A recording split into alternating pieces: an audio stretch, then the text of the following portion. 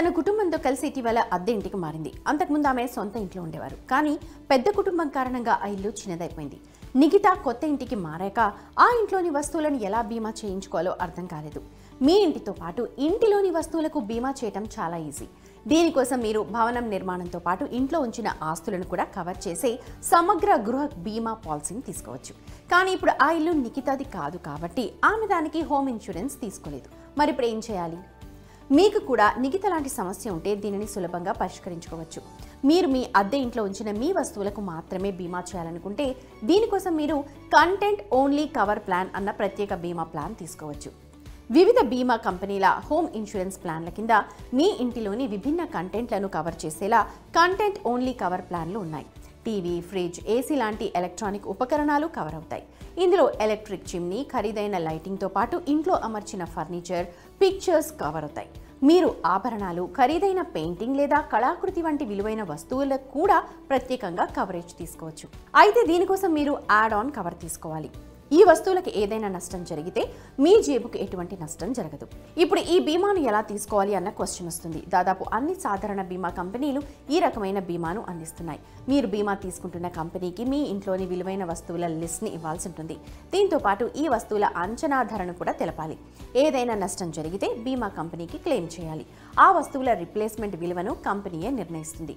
ఈ విలువను నిర్ణయించేటప్పుడు బీమా సంస్థ తరుగుదల లాంటి కొన్ని అంశాలను దృష్టిలో పెట్టుకుంటుంది. అంటే వస్తువులు పాతవైతే వాటి ధరలు తగ్గుదల అని అర్థం.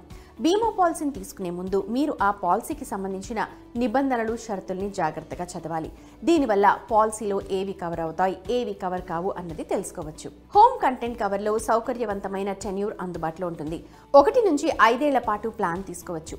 మీ అవసరాన్ని బట్టి ప్లాన్ తీసుకోవచ్చు. ఇది సమగ్ర కవరేజ్ని అందిస్తుంది. అగ్ని, ప్రకృతి వైపరీత్యాలు, దొంగతనం, ప్రమాదవశాత్తు నష్టం మొదలైన వాటి వల్ల కలిగే నష్టాలను కవర్ చేస్తుంది. ఇప్పుడు క్లెయిమ్ ఎలా చేయాలో తెలుసుకుందాం. ఇన్సూరెన్స్ క్లెయిమ్ కోసం మీరు ఏం చేయాలంటే మీ వస్తువులకు నష్టం జరిగిన వెంటనే బీమా కంపెనీ అత్యవసర హెల్ప్ లైన్ నంబర్ లేదా రిజిస్టర్డ్ ఈమెయిల్ ఐడికి ఈ సమాచారాన్ని తెలియచేయాలి. సులభంగా క్లెయిమ్ చేయడానికి అవసరమైన అన్ని డాక్యుమెంట్స్ని సిద్ధంగా ఉంచాలి. క్లెయిమ్ను నిర్ధారించడానికి కంపెనీ మీ నుండి సాక్ష్యం, వివరణ కోసం అడగచ్చు. దానికోసం మీ దగ్గర బిల్లులు, ఓచర్లు ఉండాలి. కంపెనీ ఒక ఇన్వెస్టిగేటర్ను నియమిస్తుంది. అతను మీ క్లెయిమ్ని ఆధారాలు పరిశీలిస్తాడు. ఈ విషయంలో మీరు అతనికి సహకరించాలి. ఈ రకమైన బీమా కోసం ఎంత ప్రీమియం చెల్లించాలి అనేది కూడా ముఖ్యం. దీన్ని 2 వేర్వేరు ఉదాహరణలతో అర్థం చేసుకుందాం.